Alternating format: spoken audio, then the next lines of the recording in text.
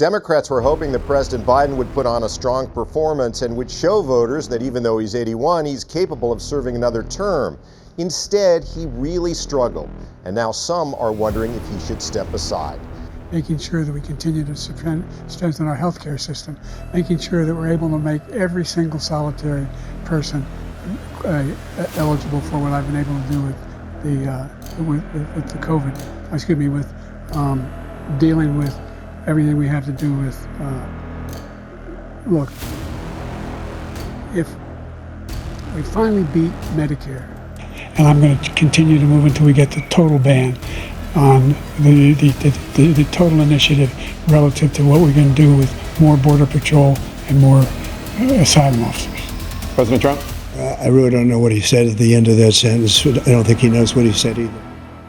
On June 27, 2024, the former president of the United States, Donald Trump, went head-to-head with the current president of the United States, Joe Biden, in their first debate for the 2025 presidential election. This debate has sparked a lot of concerns, especially those from the Democratic Party, when it comes to the topic of Joe Biden's mental cognitive abilities. But I can tell you, it started minutes in. It started with the first couple of answers, and it has continued throughout the night from a, oh my God, oh my God, oh my God, to what do we do about this? And it involves very senior people in the Democratic Party, including elected officials, saying we have a problem. That was painful. I love Joe Biden. I work for Joe Biden. He didn't do well at all. He did not do well at all. And he looked, I'll give you the analysis, you kind of have the old man versus the con man. I can walk you through how I'm supposed to see it and say it, but I just want to speak from my heart. I love that guy. That's a good man. He loves his country.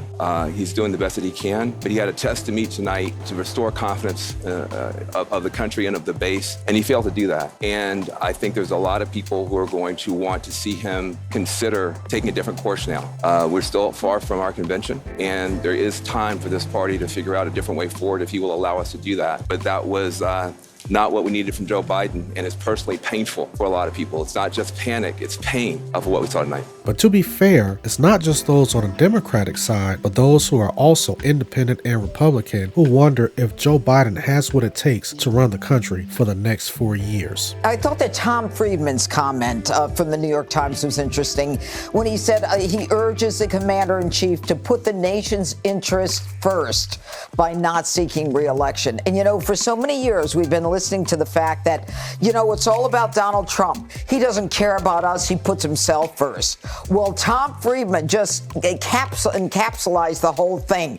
Tom Friedman is saying, Joe Biden, you're putting yourself first in front of the American people because as commander-in-chief, you have no place being in the White House or in the Oval Office. So I thought that was very compelling. And these are some valid questions, especially us who do live here in America, whether we were born here natively or if we are immigrants, because we want to know, how do other countries view us? Because if other countries feel that we are under weak leadership, then what does that mean for the future of this country, especially when it comes to trade or maybe a possible invasion from another country? Will we be able to protect our families? And will we be able to protect those across the world who depend on us to protect them with our military? Despite what everyone is saying within the mainstream media and even those who have made YouTube videos, this is no laughing matter. In case you missed it, don't worry, so did one of the contestants.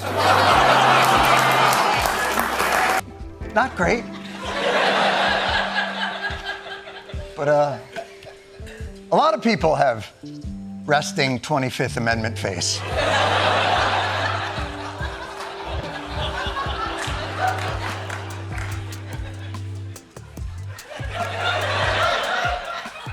I myself have witnessed family and people close to me who are declining mentally. And trust me, this is nothing to laugh or sneer about. We have to remember, no matter where you stand politically, Joe Biden is still made in the image of God, and he still needs to repent of his sin before he meets the Lord. And statistically speaking, he is at an age to where he is closer to meeting the Lord than some of us are. And this doesn't only apply to Joe Biden, but also Donald Trump as well, who have made some egregious comments and made some egregious statements during his campaign trail and during his presidency. I'm up by a lot. I'm leading everybody. But I like to be good. I don't like to have to ask for forgiveness, and I am good. I don't do a lot of things that are bad. I try and do nothing that's bad. I live a very different life than probably a lot of people would think. And I have a very great relationship with God, and I have a very great relationship with evangelicals, and I think that's why I'm doing so well with Iowa.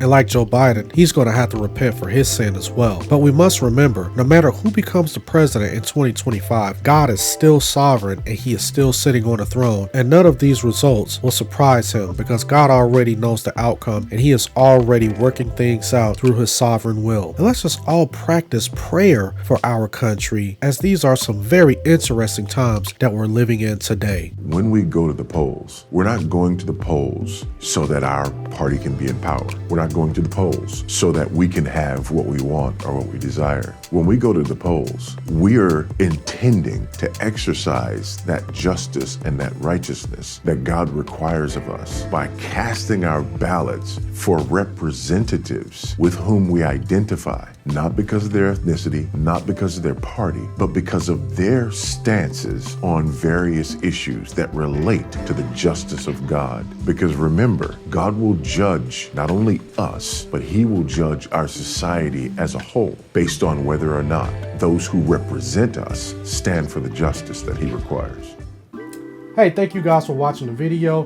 Go ahead and hit that like button. And if you like this particular content, hit that subscribe button as well if you have not done so. Also, check out this most recent video that I've done right here, or check out some of these other videos that I've done concerning the same topic. All right, you guys have a blessed day.